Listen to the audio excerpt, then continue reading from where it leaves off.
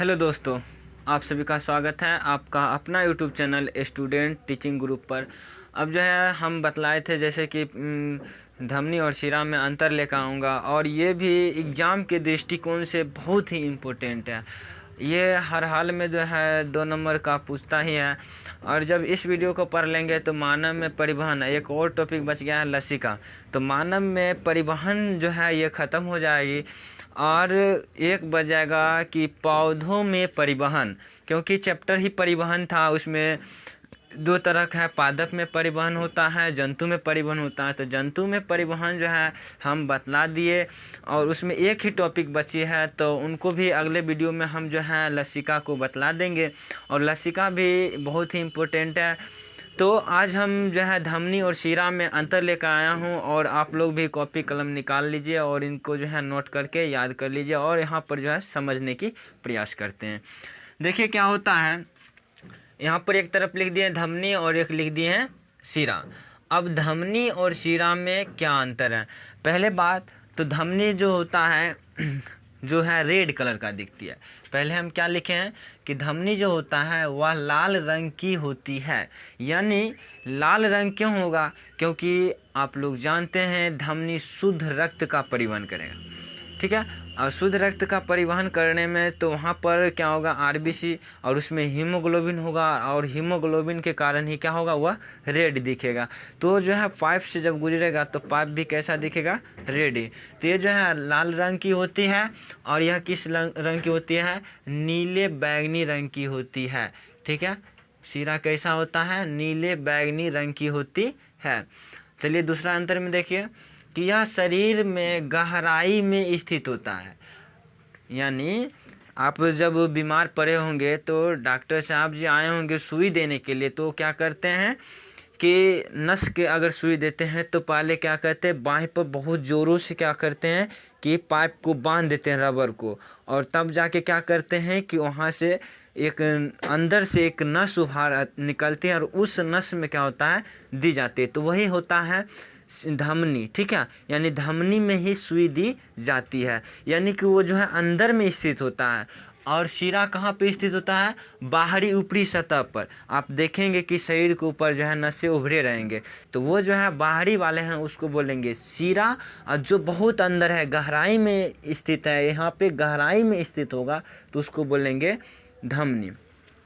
अब तीसरा अंतर लिखे हैं कि यह रुधिर को हृदय से पूरे शरीर में पहुंचाती है। जैसे कि हृदय की क्रिया विधि में फिगर से बताए थे कि क्या होता है कि जब बायां नीलय संकुचित होती है, तो बायां नीलय के संकुचन से क्या होता है, उनकी दीवार से एक चाप निकलती है जिसको महाधमनी चाप कहते हैं, और महाधमनी के द्वारा वो क्या होता है, पूरे शरीर में फैल जाती है।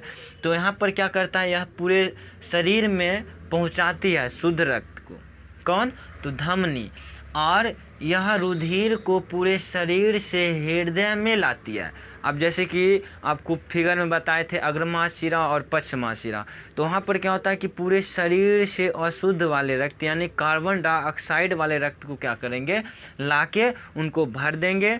और यही जो होता है मतलब शिरा का काम होता है कि यह रुधिर को पूरे शरीर से हृदय में लाती है। उसके बाद देखिए चौथा नंबर में है, यह शुद्ध या ऑक्सीजनित रक्त का परिवहन करता है। यानी कि यह शरीर में शुद्ध रक्त का परिवहन करता है, और शिरा क्या करता है, यह अशुद्ध या विऑक्सीजनित रक्त का परिवहन करती है। अब देखिए अपवाद है दोनों का, धमनी का अपवाद है फुफ्फुस धमनी, और शिरा का अपवाद है फुफ्फुस शिरा। धमनी का काम शुद्ध होता है, शुद्ध रक्त का परिवहन करना, लेकिन ये होता है अपवाद। अपवाद कहने का मतलब कि 5 गो सेम होगा, सेम काम करेगा, एक उसमें दूसरा काम करने लगे, ठीक है, तो हो जाएगा अपवाद। कहते हैं नहीं ये अपवाद है, अपवाद है, हम लोग एक समान काम कर रहे हैं वो अलग कर रहे हैं, तो हो गया अपवाद ना। 5 गो स्टूडेंट जो है एक क्लास में है, तो 4 गो पढ़ने वाला है, एक नहीं पढ़ने वाला, तो कहते हैं वो अपवाद है, यानी कि वो जो है सबसे अलग है। तो यहाँ पर जो धमनी है वो शुद्ध रक्त का परिवहन कर, लेकिन अपवाद में फुफ्फुस धमनी ये उल्टा करता है, ये शुद्ध का करता है, तो फुफ्फुस धमनी क्या करता है, अशुद्ध रक्त का परिवहन करती है। और फिगर में जब समझाए थे तो ये क्या करता है कि फेफड़ा में शुद्ध होने के लिए रक्त को भेजती है। कौन? तो फुफ्फुस धमनी। और इसका बाद हो जाएगा फुफ्फुस शिरा।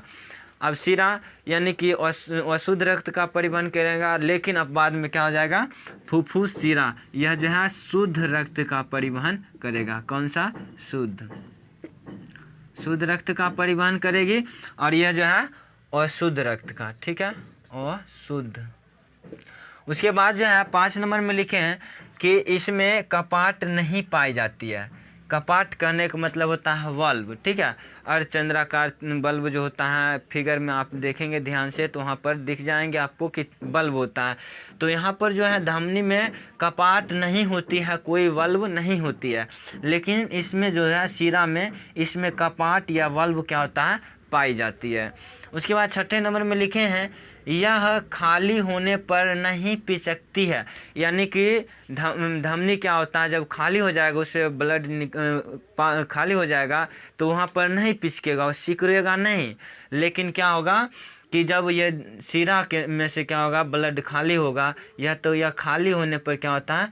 पिचकती है, ठीक है। तो और भी अंतर हो सकता है, हम जो है इतना ही बताए हैं। अगर आप लोग को बहुत जानकारी लेना है तो और भी हो सकते हैं ना। तो जितना हमको जानकारी है उनको हम आपके साथ शेयर किए। तो आपको ये अगर नॉलेज सही लगा है तो आप इसको कॉपी में नोट करके याद कर लीजिएगा। और ये जो है आपको 2 नंबर अवश्य दिलाएगा एग्ज़ाम में। तो अगर आपको ये पसंद आया तो लाइक करना और चैनल को सब्सक्राइब कर लेना। जय हिंद, जय भारत।